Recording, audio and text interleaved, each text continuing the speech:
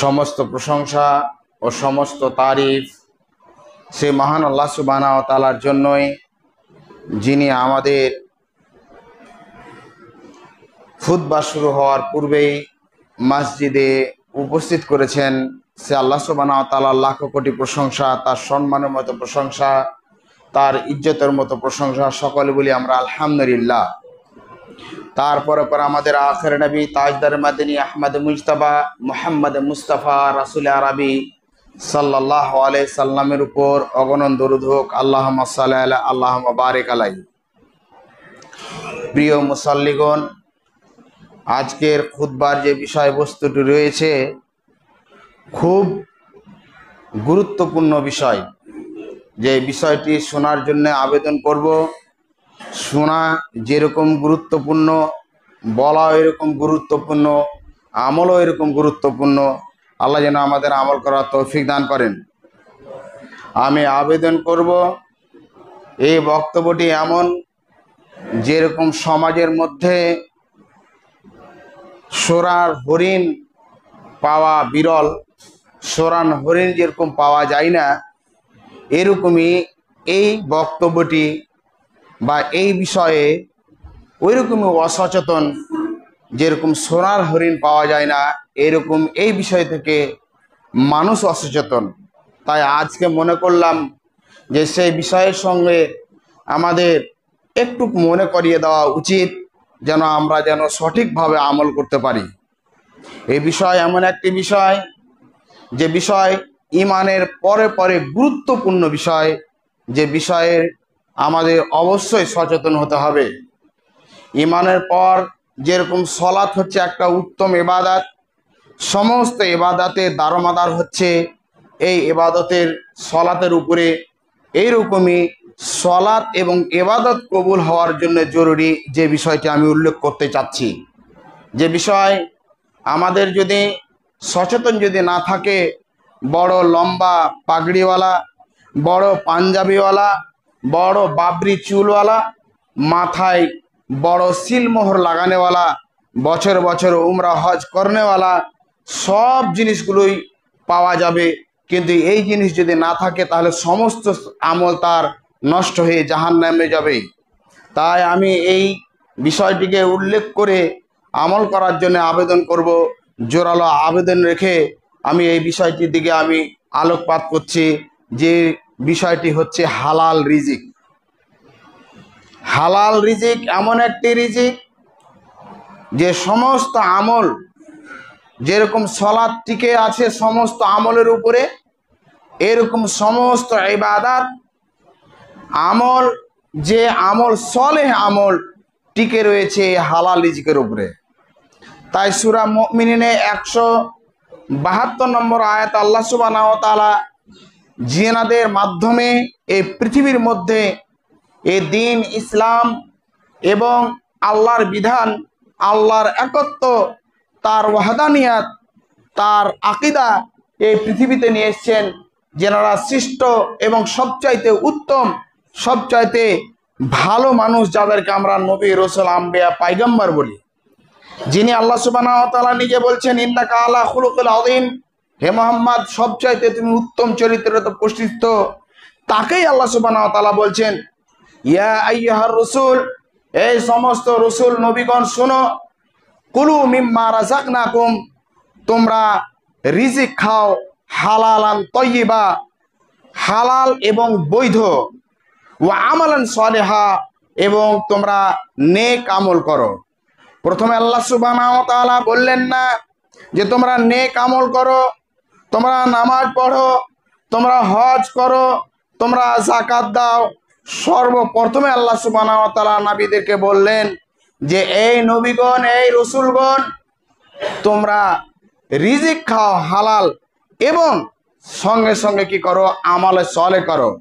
তাহলে রিজিক খেতে হবে হালাল, হালাল হয় এবং সেটি কি হয়, উপার্জন করার সময় বৈধ হয়ে যায়, অবৈধ হয়ে যায়। যেরকম হালাল, আপনার ধরেন যে আপনি গরু একটা হালাল পশু, কিন্তু সেটাকে যদি আল্লাহর নামে যদি জবাই না করা হয়, তাহলে অবৈধ হয়ে যায়, পবিত্র থাকা যায় না। এইরকমই আমল অনেক ভালো হয়, অনেক ভালো হয়, কিন্তু আমলন সলেহা হয় না। যেরকম আপনি 10টা টাকা দিলেন কোনো ফকিরকে, মিসকিনকে, এটা খুব ভালো আমল, এবং এই টাকাটাই আপনি যদি মাজারে দেন তো আমল তো মনে হচ্ছে ভালো, কিন্তু আমলে সলেহ নয়। এইরকমই আপনি একটা ফকিরকে, মিসকিনকে, আপনার আত্মীয় স্বজনকে, জনসাধারণকে আপনি যদি খাওয়ান, তাহলে পুরো রাত তাহাজ্জুদের মতো, পুরো বছর রোজা রাখার মতো, পুরো বছর নফল সাদকার মতো যত নেকি, এর চাইতে উত্তম নেকি, খুব ভালো। কিন্তু এই যদি খাওয়ারটা যদি আপনি মাজারে দেন তাহলে অবৈধ। তাহলে আমল হতে হবে সে আমলে সলেহ, শুধু আমল নয়, আর বৈধ রিজিক হতে হবে, রিজিক নয়। জেনে রাখা অবশ্যই উচিত হবে যে রিজিকটি এমন এমন একটি আমাদের জন্য আল্লাহ সুবহানাহু ওয়া তাআলা নির্দিষ্ট করেছেন। আপনি হননি, আপনার মা হয়নি, আপনার নানি হয়নি, আপনার বুড়াম্মা হয়নি, তার মা হয়নি, আদম আলাইহিস সালাম হয়নি, পৃথিবী হয়নি, আসমান জমিন হয়নি, তার 50,000 বছর আগে 5টা জিনিস লিখে দিয়েছেন আল্লাহ সুবহানাহু ওয়া তাআলা। তার মধ্যে একটা জিনিস হচ্ছে রিজিক। যেরকম আপনাকে উদাহরণ দিয়ে বলি যে রিজিকটা কিরকম, আপনাকে আল্লাহ দিয়ে দিয়েছে। মেহমান বাড়িতে আপনি গেছেন, মেহমান বাড়িতে আপনার আল্লাহ যে মেজবান যখন আপনাকে একটা প্লেট ধরিয়ে দেয়, ওই প্লেটে অনেক রকম জিনিস রয়েছে, আর প্লেটটা আপনাকে দিয়ে দিয়েছে। আপনার এবার ব্যাপার, আপনাকে যে প্যাকেট দিয়ে দিয়েছে, প্লেট দিয়ে দিয়েছে, ওই প্লেট নিয়ে আপনি দাঁড়িয়েও খেতে পারেন, আপনি বসেও খেতে পারেন, আপনি বাম হাতে খেতে পারেন, আপনি ডান হাতে খেতে পারেন, আপনার ব্যক্তিগত ব্যাপার যেরকম, ওই রকমই আল্লাহ সুবহানাহু ওয়া তাআলা আপনার পৃথিবী হয়নি তার 50,000 বছর আগে আপনার কপালে যতটুক টাকা আছে, যতটুক সম্পদ আছে, যতটুক রিজিক আছে এবং মত আছে, আপনার বিবাহ কোথায় আছে, আপনার আল্লাহ সুবহানাহু ওয়া তাআলা 50,000 বছর আগে লিখে দিয়েছে। এবার আপনার ব্যক্তিগত ব্যাপার, যেরকম মেহমান বাড়িতে আপনি দাঁড়িয়ে খেতেন, না বসে খেতেন, না বাম হাতে খেতেন, না ডান হাতে খেতেন, না উত্তর দিকে মুখ করে খেতেন, না দক্ষিণ দিকে মুখ করে খেতেন, না পূর্ব দিকে মুখ করে খেতেন, না পশ্চিম দিকে মুখ করে খেতেন, আপনার যেরকম ব্যাপার ওই রকম না আপনার রিজিকের ব্যাপার। আপনি বৈধভাবে নিবেন না অবৈধভাবে নিবেন, না জায়েজভাবে নিবেন না নাজায়েজভাবে নিবেন, আপনার ব্যক্তিগত ব্যাপার। এবার আপনার যখন এই কথাটা বুঝে এসছে, তাহলে জেনে নেন যে আপনার যতটুকু কপালে, যত কোটি টাকা, যত বিলিয়ন টাকা, যত পাউন্ড টাকা আপনার কপালে লেখা আছে, আল্লাহ লিখে দিয়েছেন। তাহলে বোঝা গেল যে আপনার রিজিকের টাকা আপনার কেউ নিবে না, আপনার ভাগ্যর টাকা আপনার কাউকে দিয়ে দিবে না। আল্লাহর সম্পদ এত কম নয়। আল্লাহ হচ্ছেন হাকিম।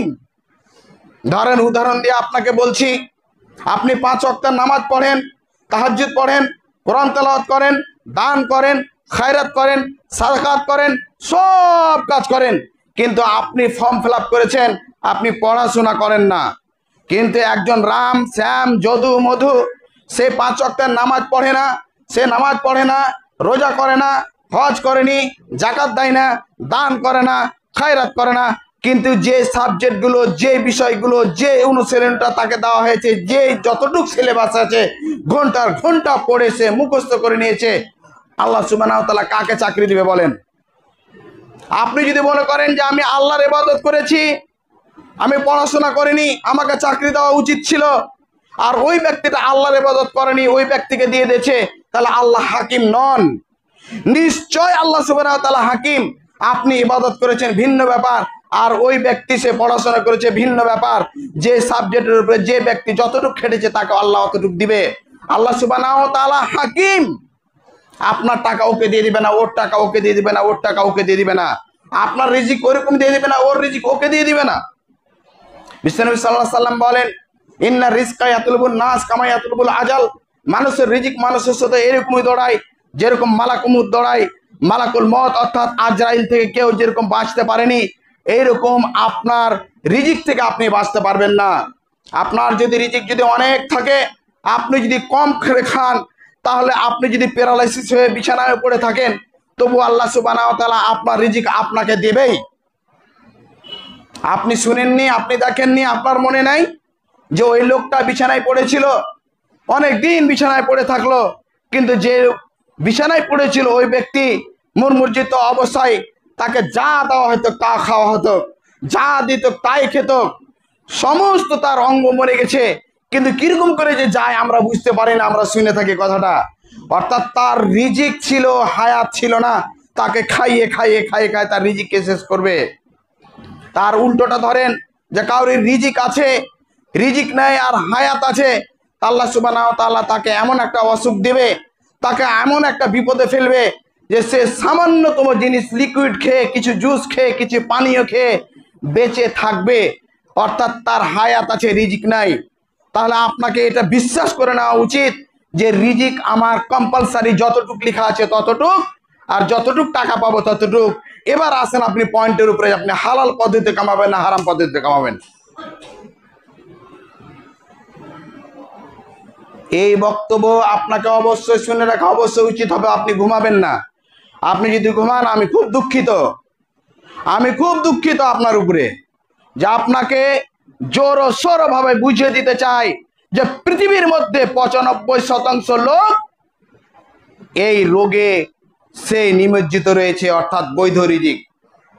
হতে পারে মৌলানা সাহেব, হতে পারে মুফতি সাহেব, হতে পারে কারি সাহেব, হাজি সাহেব, হতে পারে মন্ডল সর্দার, হতে পারে এসি ডিসি বিডিও, যতই বড় পদের হোক না কেন, এই বিষয়ে 95% লোক লিপ্ত রয়েছে, অর্থাৎ হালাল রিজিক। হালাল রিজিক থেকে আপনাকে দূরে সরিয়ে রেখেছে, ওটার নাম হচ্ছে শয়তান।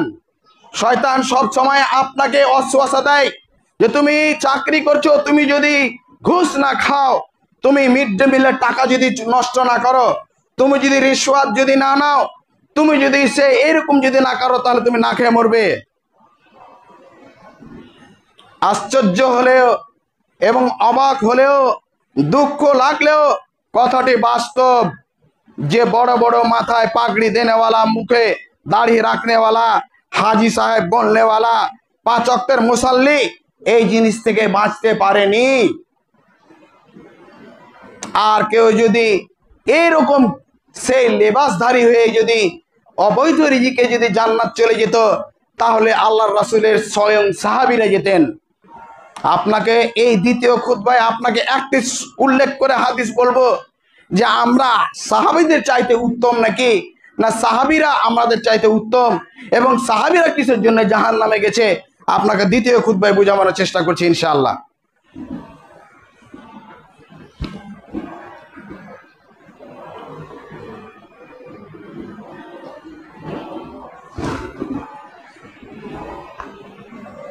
আলহামদুলিল্লাহ ওয়াহদা ওয়াসসালাতু ওয়াসসালামু আলা মান লা নাবিয়্যা বা'দা, আম্মা বা'দ। আজকে আমরা আলোচনা করছিলাম বৈধ রিজিক, হালাল রিজিক, হারাম থেকে বেঁচে থাকা। একজন সাহাবী রাসূল সাল্লাল্লাহু আলাইহি সাল্লামের সঙ্গে যুদ্ধতে যান। যুদ্ধতে গিয়ে আল্লাহর রাসূলের ঘোড়ার উপরে জিন বাঁধছে, যেটাতে বসা হয়, সিটটাকে বলা হয় জিন। ওই জিনটা বাঁধতে বাঁধতে হঠাৎ একটা তীর এসে তার মাথায় লাগলো, সঙ্গে সঙ্গে পড়ে ফামাত, সে মারা গেল। সাহাবারা বলে উঠলেন, হানি আল্লাহু, হানি আল্লাহু, তার জন্য সুসংবাদ, তার জন্য সুসংবাদ। কেন? সেই ব্যক্তি জান্নাতি, আল্লাহর রসুলের খিদমত করতে করতে সে মারা গেছে। আল্লাহর রসুল সেই তাঁবুর মধ্যে বসে থাকা অবস্থায় বেরিয়ে এলেন, আর কথা শুনতে শুনতে রাগান্বিত ভাবে বললেন, কাল্লা, আল্লাহর কসমকে বলছি, কাল্লা, আল্লাহর কসমকে বলছি, গাল্লা ফি সাবিলিল্লাহ, ওই ব্যক্তি সমাজের জিনিসের উপরে খেয়ানত করেছে। সাহাবাগণ দেখলেন, তার থলে চেক করা হলো। থলে চেক করার পরে দেখছে যে সামান্যতম একটা দড়ি, যে দড়িটি উটের লেজের যে মানে চুলগুলো রয়েছে, ওই চুল দিয়ে তৈরি করা হয়েছে। অন্য বর্ণনায় এসেছে যে একটা পাথরের বাটি, যে পাথরের বাটিটার দাম হচ্ছে সামান্যতম 1 টাকা। আল্লাহর রাসূল সাল্লাল্লাহু আলাইহি সাল্লামের খিদমতে থাকা অবস্থায় সেই ব্যক্তি জাহান্নামে যাচ্ছেন। এবার আপনি বলুন যে আপনি পীর সাহেবের খিদমত করে জান্নাতে যাবেন নাকি?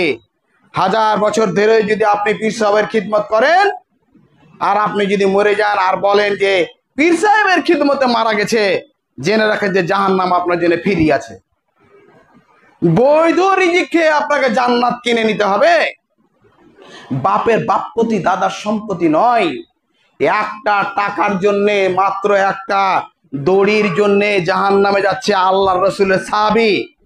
যে আল্লাহর রসুল সাহাবীর ব্যাপারে আল্লাহ রাসূল সাল্লাম বলছেন, আল্লাহ সুবহানাহু ওয়া তাআলা স্বয়ং বলছেন, রাদিয়াল্লাহু তাআলা আনহু ওয়া রাজওয়ান, আমি রাজি তাদের উপরে এবং তারাও রাজি আমার উপরে।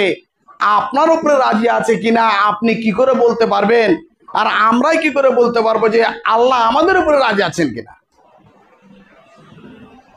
এবার আপনি মেম্বার মানুষ, আপনি প্রধান মানুষ, আপনি স্কুলের হেডমাস্টার, মাদ্রাসার হেড মাওলানা, মসজিদের ইমাম সাহেব, শাহী মসজিদের ইমাম সাহেব, জনসাধারণের টাকা খান আর আপনি বলেন যে মিড ডে মিলের টাকা খেয়ে, বিধবাদের টাকা খেয়ে, ঘর পড়া টাকা খেয়ে, পায়খানা খেয়ে আপনি জান্নাত কিনতে চান?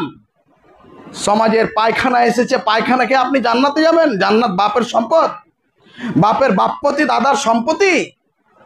জি না, আপনাকে বৈধ রিজিক দিয়েই জান্নাত কিনে নিতে হবে।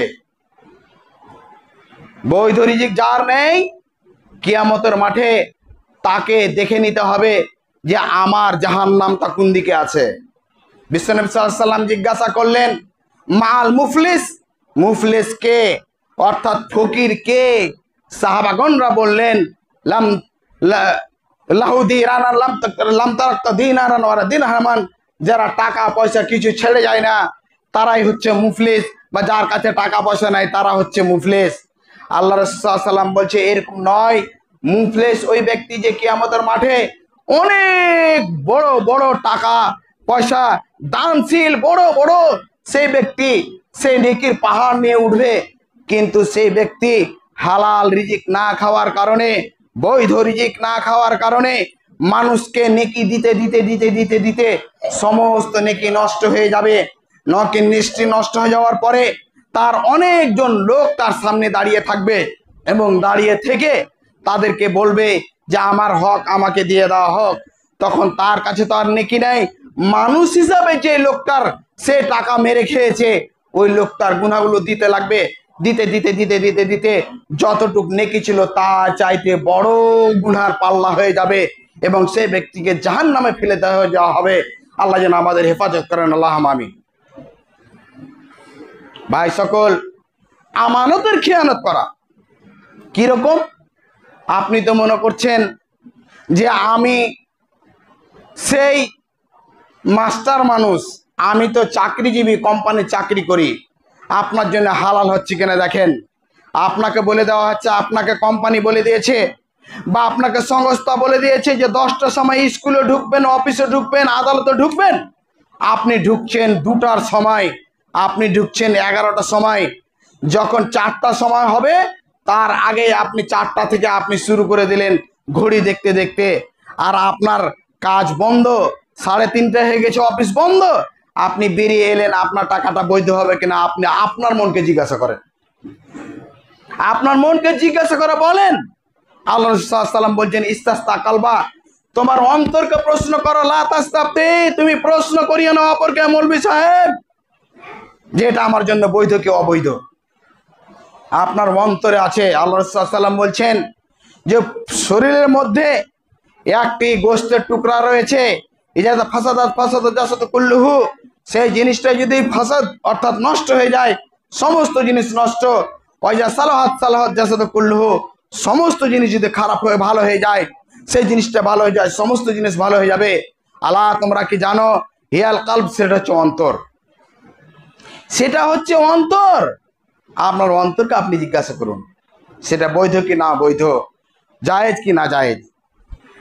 আপনার কাছে আমানত রাখা হয়েছিল সময়, আপনি আমানতের খেয়ানত করেছেন, আপনার জন্য বৈধ হয়নি। আপনি একজন সর্দার সাহেব, আপনি একজন মন্ডল সাহেব, আপনি একজন দায়িত্বশীল সমাজের, আপনাকে জনসাধারণের লোক আপনার কাছে খালের টাকা জমা করেছে। খালের বিধান শুনেন, কান খুলে শুনেন। মাদ্রাসার হক নেই, মসজিদের হক নেই, কান খুলে শুনেন। কোন বাপের বেটা যদি থাকে বলুক, খালের টাকা মসজিদের হক নয়, মাদ্রাসার হক নয়। খালের টাকা দুই শ্রেণীর মাত্র হক, একটা হলো ফকির, একটা হলো মিসকিন। একটা হলো ফকির, একটা হলো মিসকিন। আপনি টাকা, খালের টাকা 10 টাকা 20 টাকা করে দান করে দেওয়ার পরে আপনি এসি কিনবেন মসজিদে, আপনার বাপের টাকা? হ্যাঁ, এসি কিনতে দিয়েছে তোমাকে মসজিদে? তুমি কারেন্টের বিল দিবা? হ্যাঁ, ময়ূরে দেখো না তোমাকে কিরকম করে ফাটছে। খুব নেতাগিরি করছো তো, মরো তুমি। ফেতরা টাকা নিয়ে যাচ্ছ মাদ্রাসাতে, মৌলানা সাহেব, মুফতি সাহেব, আর বানমান করে একদম ঘুরছে একদম গাড়ির উপরে আর মারুতির উপরে, আর এসি হাওয়া খাচ্ছে। মরে দেখো না তুমি মাওলানা, তোমার কিরকম অবস্থা হয়। খালের টাকা কোথায়? ফেতরার টাকা কোথায়? জনসাধারণের টাকা কোথায়? মসজিদের হেফাজত কোথায়? মাদ্রাসার হেফাজত কোথায়? ইমামদের হক কোথায়? গরিবের জনসাধারণের হক কোথায়? আপনি বলছেন যে আমি সমাজে একটা ফি সাবিলিল্লাহ বলে ফান্ড রয়েছে, তার জন্য মাদ্রাসাতে দিলাম। আপনি দিয়েছেন, আপনার ওই টাকা ঠিক হয়েছে কিনা? আপনি দিয়েছেন, আপনার ওই টাকা ঠিক হয়েছে কিনা আপনি তদন্ত করুন। তদন্ত করার পরেও আপনাকে বলছি, আপনি ফকির মিসকিনের হককে মেরেছেন। আপনাকে কিয়ামতের মাঠে আপনাকে জবাব দিতে হবে, দিতে হবে, দিতে হবে। আমি বলছি কিয়ামতের মাঠে এই মেম্বার, এই দিন যে আজকে 20 তারিখে, এই দিনে আল্লাহ আপনার সামনে স্ক্রিন তুলে ধরা হবে আর বলা হবে, লাও এই খুঁজ হাজাব কিতাব। আপনি যখন ধরবেন না, আপনি ভাগবেন একবারে, আপনার পিছনে দিকে চিপকে দেওয়া হবে, আয় ভো খুঁজ হাজাল কিতাব, ধরো বই। তখন আপনি আফসোস করে বলবেন, হ্যাঁ মুকরাও কিতাবিয়া জানান্ত আন মাল হিসাবিয়া। হায় আফসোস, আমি এটাই বিশ্বাস করতে পারিনি যে আমার জন্য এটাই হয়ে যাবে আর এই জিনিসটা লেখা হবে। হায় আফসোস, আমি শুনিনি, আমি কোনোদিন বুঝিনি। বিশ্বনবী সাল্লাল্লাহু আলাইহি সাল্লাম বলছেন, যখন তাকে জাহান্নামে ছড়ে নিয়ে যাওয়া হবে, খুদুহু ফাগুল্লুহু, তাকে বেঁধে দেওয়া হবে, সুম্মাল জাহিমু, তাকে জাহান্নামে ফেলা হবে। তখন তাকে বলবে যে তোমাকে কে কে বুঝানেওয়ালা যায়নি? কালু বালাকা যা আনা নাজির, তোমাদেরকে কে কেউ বুঝানো যায়নি? তারা বলবে, বালা, আমাদের কাছে গেছিল অবশ্যই। কালু বালা, তারা নাম বলবে না, এস বলবেন না, হ্যাঁ বলবেন না, ওয়াই নট, অবশ্যই গেছিল। ফাকাযযাবনা, তাদেরকে আমরা মিথ্যা মনে করতাম।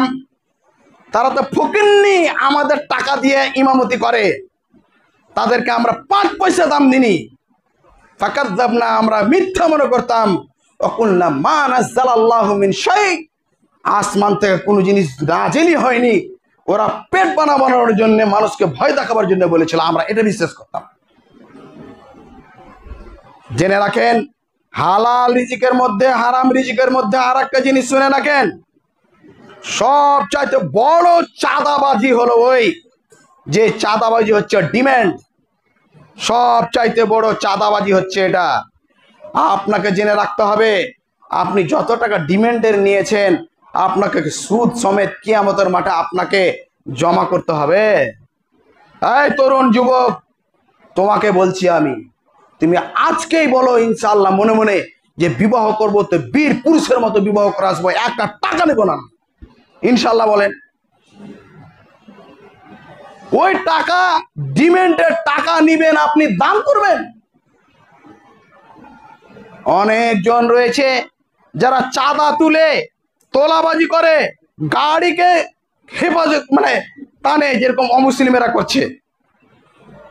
টাকা নিয়ে আবার দান করছে, শাড়ি দিচ্ছে, খেতে দিচ্ছে, কম্বল দিচ্ছে। একটা টাকা, আপনি বুখারীর আপনার কাছে হাদিস বলছি, একটা টাকার ও নেকি পাবে না, বরঞ্চ একটা জিনিস করেছে কি, ও গুনাহ করেছে, ওটাও পাবে। মানে নেকি পাবে না, আবার গুনাহ পাবে। বিশ্বনবী সাল্লাল্লাহু আলাইহি সাল্লাম বলছেন যে যে কোনো বিষয়ে তার একটা সাবজেক্ট রয়েছে, যে কোনো বিষয়ে একটা সাবজেক্ট রয়েছে।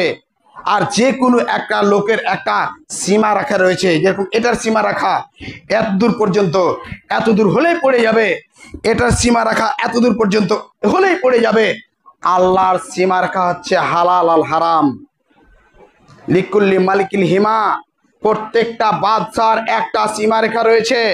অর্থাৎ আপনি নদী বর্ডার গেলেই, একটু গেলেই আপনি বাংলাদেশের আপনাকে ধরে নিবে। আপনি এদিকে গেলেই আড়াইয়া নেপাল পার হলেই আপনাকে ধরে নিবে। জাগবানি পার হলে যে আপনি নেপালে ঢুকছেন, আপনাকে এদিকে গেলেই আপনাকে ধরে নিবে। এরকম যেরকম হিন্দুস্তানের একটা সীমা রেখা রয়েছে, আল্লাহর একটা সীমা রেখা রয়েছে, এটা হচ্ছে হালাল ওয়াল হারাম। হালাল কৃত জিনিসকে হারাম করে দেওয়া আর হারামকৃত জিনিসকে হালাল করে দেওয়া পৃথিবীতে কোনো লোক পৃথিবীতে সৃষ্টি হয়নি, কোনো মাখলুক পৃথিবীতে সৃষ্টি হয়নি। স্বয়ং আল্লাহর রসুলও করতে পারবেন না আল্লাহর হুকুম ছাড়া। বুখারীর একটা হাদিস রয়েছিল, হাদিসটা আমি বলবো না, সামনে জুমায় আপনাকে বলবো। একটা ছোট্ট আবেদন করে, মসজিদ মসজিদের মতো রাখবেন। প্রিয় মুসাল্লিগণ, আপনাকে মনে করছি আপনার আমি ভাই, আপনাকে জাহান্নাম থেকে বাঁচাবার জন্য বলছি। আপনাকে মসজিদের আপনি বালতি কেন নিয়ে যাবেন? আপনি কি মসজিদে বালতিটা দিয়েছিলেন? বলেন, কেন নিয়ে যাবেন আপনি মসজিদ থেকে? উনি 1 টাকা দিয়েছেন, উনি 10 টাকা দিয়েছেন, উনি 100 টাকা দিয়েছেন, মসজিদের বালতিটা কিনা হয়েছে আপনাকে ব্যবহার করার জন্যে। আপনি বালতিটা ছলে বলে মসজিদ থেকে নিয়ে গেছেন। আপনি একটা চোর হতে পারেন, আপনি সমাজের নেতা, আপনি চোর একটা আল্লাহর নিকটে। মসজিদ থেকে আপনি কেন ব্যবহার করবেন জিনিস? আপনি কেন আপনি মই নিয়ে যাবেন? আপনার 4 তলা বাড়ি দিচ্ছেন কোটি টাকা খরচা করে, মসজিদকে আপনি কেন ব্যবহার করবেন? আপনি কেন আপনি 500 টাকা দিয়ে একটা মই কিনতে পারবেন না? আপনি বিবাহতে খরচা করছেন লক্ষ টাকা দিয়ে, মসজিদের আপনি কেন ড্রাম নিয়ে যাবেন? এটা খেয়ানত করা হচ্ছে আপনাকে। যেখানকার টাকা সেখানেই ব্যবহার করতে হবে, যতটুকু টাকা ততটুকুই খরচা করতে হবে। আপনাকে কিয়ামতের মাঠে জিজ্ঞাসা করবে না যে উঠো, আব্দুল তওয়াব উঠো, তুমি সমাজের যে সর্দার ছিলে ঘন্টালার, তুমি কত টাকা জমা করে এসছো বলো, তোমাকে জান্নাত দিচ্ছে, এসো। তুমি কি করে এসছো ওটা তুমি হিসাব দাও, না হলে মলসিদ গড়ি ছুটিয়ে দিব তোমার, মলসিদ গড়ি তোমার ছুটিয়ে দিব। মসজিদের টাকা মসজিদে ব্যবহার করতে হবে, কবরস্থানের টাকা কবরস্থানে ব্যবহার করতে হবে। জেনে রাখেন, আল্লাহ রাসূল সাল্লাল্লাহু আলাইহি সাল্লামকে উমর ইবনুল আস রাদিয়াল্লাহু তাআলা বলছেন যে আল্লাহর রাসূল সাদ বিন আবি ওয়াক্কাস রাদিয়াল্লাহু তাআলা বলছেন যে আল্লাহ রাসূল আপনি আমাকে বলুন তো যে আমি মুস্তাজাবুদ দাওয়া হয়ে যাই। মুস্তাজাবুদ দাওয়া কাকে বলে? যেটাই দোয়া করবে সেটাই কবুল হবে, এর নাম হচ্ছে মুস্তাজাবুদ দাওয়া।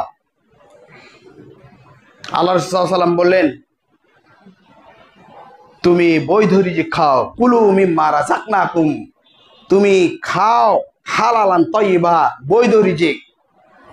আন্না মুস্তাজাবু লাক, তাহলে তোমার পজিশন হয়ে যাবে মুস্তাজাবুদ দাওয়া, তুমি যেটাই দোয়া করবে সেটাই কবুল হবে।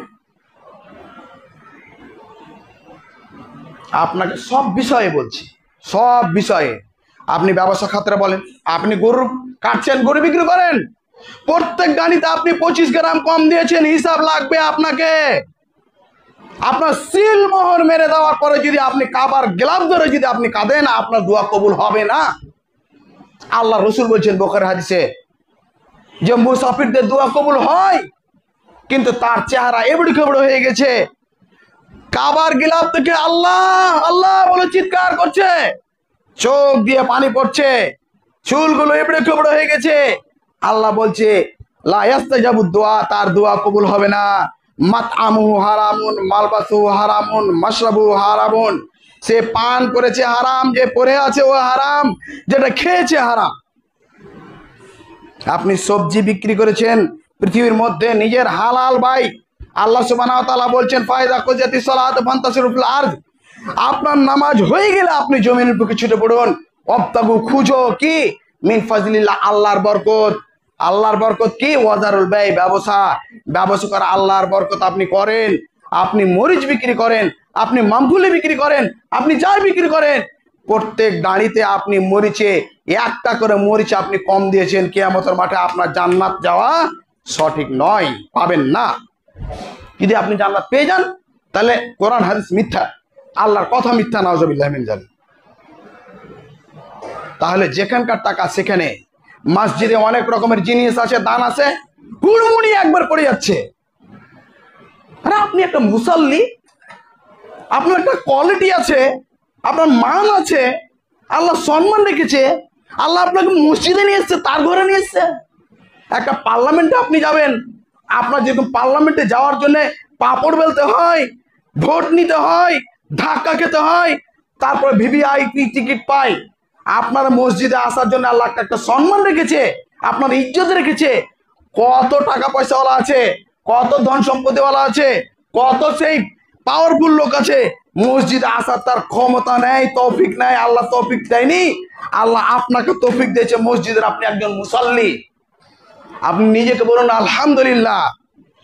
মসজিদে এসে একটা কিছু মান্না মিঠাই দিয়ে পাঠিয়েছে, মুড়মুড়িয়া খেয়ে পড়ছেন আপনি। আপনার লজ্জা নেই, আপনার শরম নেই, আপনার হায়া নেই? কিসের আম রাখা আছে, কোনখানকার আম রাখা আছে, আপনাকে আমার উপরে চড়ে নিতে হবে? হ্যাঁ, কিসের জন্য আপনি এরকম করবেন? আপনার একটা কোয়ালিটি থাকবে। আপনি নামাজ পড়েছেন, আপনার মাথায় টুপি আছে, আপনার পায়জামা পাঞ্জাবি আছে, আপনি ভদ্রভাবে এক্ষুনি আল্লাহর বিধানকে মানে স্বীকৃতি দিয়ে গেলেন, আর আপনার একটা সিস্টেম নাই। একটা সাদকার জিনিস দিয়ে পাঠিয়ে দিয়েছে মসজিদে, সবাই খাচ্ছে। হ্যাঁ হ্যাঁ, আপনার জন্য হালাল, সবার জন্য সাদকা হালাল বলেন।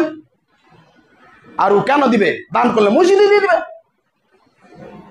লাড্ডু দিয়ে পাঠিয়ে দিয়েছে, বাতাসা দিয়ে পাঠিয়ে দিয়েছে, হিসাব করে খেতে হবে।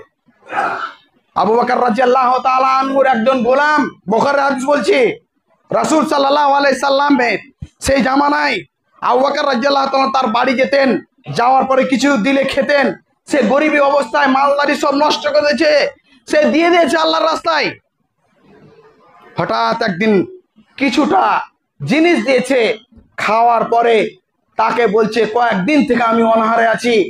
তখন আবু বকর রাদিয়াল্লাহু তাআলাকে বলছেন তার গোলাম যে আচ্ছা আপনি যে এই জিনিসগুলো খেলেন, আপনি কি জিজ্ঞাসা করলেন যে আমি কিসের জিনিসটা দিলাম? তখন তিনি বলছেন যে বলেন। বলছে আকানহান্তু, আমি কাহিনী করতাম। কাহিনী কি বুঝেন? ঠিকদারি, যেরকম মৌলভী সাহেবরা করছে। হঠাৎ আপনাকে বিপাকে একটা কথা বলে বসে আছে, এবং যারা কাহিনী করে, গণনা করে, হাত দেখে, তেল পড়ে, 100% 99% হারাম। বাট আসুক না দেখি আপনার কপালে কি লেখা আছে। ওইখানে মসজিদে মসজিদে ঠোকর খেয়ে বেড়াইছে। আল্লাহ রসুলকে বলছে, সে আবু বকরকে বলছেন যে আমি সে ঠিক দেখতাম, সেটা তো হারাম। তিনি মুখে হাত ভরতে লাগলেন, হাত ভরতে বমি করতে লাগলো, বমি করতে করতে করতে করতে বমি করে যাচ্ছে, কিন্তু তার পেটে কয়েকদিন থেকে কিছুদিন নাই। আল্লাহ রাসূল সাল্লাল্লাহু আলাইহি ওয়াসাল্লাম বলছে ছেড়ে দাও আবু বকর, তোমার হাতে নয়, যতটুকু বের হওয়ার ততটুকু বেরিয়ে গেছে, তুমি আর এর মধ্যে মুকাল্লাফ নও, গায়র মুকাল্লাফ। আর মসজিদে এসছে, দে আয়া দিল্লি কা লাড্ডু जो हाथ में आए खा लिया। কিসের জন্য দিয়েছে, কেন দিয়েছে, কিরকম করে দিয়েছে? আর ও শিক্ষাও করবে না যে মরিচার মসজিদে দেওয়া যায় কিনা, কিরকম করে দেওয়া যায়, কি জিনিস দেওয়া যায়, কেন আর টাকা আছে। তাই বলছি হালাল রিজিক যদি না খান আপনার দোয়া কবুল হবে না, আর আমলে সলেও হবে না। আল্লাহ যেন আমাদের হালাল রিজিক খাওয়ার জন্য তৌফিক দান করেন, আমিন। আমাদের বৈধ পথে চলার জন্য তৌফিক দান করেন, আমিন। আমাদের যেন সেই সমস্ত শরীর যেন বড় হয়, আমাদের যেন হালাল রিজিক খেয়ে। আল্লাহ রাসূল বলছেন যে যদি একটুক যদি টুকটা যদি হারামের থেকে যায় তাহলে জাহান্নামে যাবে, তার শরীর জান্নাতে যাবে না। আল্লাহ যেন আমাদের হেফাজত করেন, আমিন। আল্লাহ যারা অসুস্থ রয়েছে সুস্থতা দান করো। আল্লাহ আমাদের মধ্যে যারা ঋণগ্রস্ত রয়েছে ঋণকে পরিশোধ করার তৌফিক দান করো। আল্লাহ যারা মারা গেছে তাদেরকে জান্নাতবাসী করো। আল্লাহ যারা মৃত্যু মুখে উপস্থিত রয়েছে আল্লাহ তাদেরকে আল্লাহ তুমি ঈমানের সঙ্গে নাও। আল্লাহ আমরা যেন ঈমানের সঙ্গে বেঁচে থাকতে পারি। আল্লাহ আমরা যেন সে রাতের অন্ধকারে দিনের আলোতে যা ভুল করেছি আল্লাহ তুমি মাফ করে দাও। আল্লাহ আমাদেরকে বেশি বেশি করে আল্লাহ আমালে সলে এবং বৈধ রিজিক খাওয়ার তৌফিক দান করো। ওমা তৌফিক ইল্লা বিল্লাহ। আমাদের বোন কয়েকদিন আগে পরশুদিন ইন্তেকাল করেছিলেন, ওই সমাজের তার যেন আল্লাহ যেন রুহে মাগফিরাত করেন, আমিন। এবং আমাদের অনেকজন লোক অসুস্থ রয়েছে, বলে রেখেছেন, নাম বলেছেন, আল্লাহ তাকে সুস্থতা করেন, আমিন। ওমা তৌফিক ইল্লা বিল্লাহ। রাব্বানা তাকাব্বাল মিন্না ইন্নাকা আনতাস সামিউল আলিম ওয়া তুব আলাইনা ইন্নাকা আনতাত তাওয়াবুর রহিম। সাল্লাল্লাহু আলা খায়রিল কালকি মুহাম্মাদিন ওয়া আলা আলিহি ওয়া সাহবিহি বিরহমাতিকা ইয়া আরহামার রাহিমিন।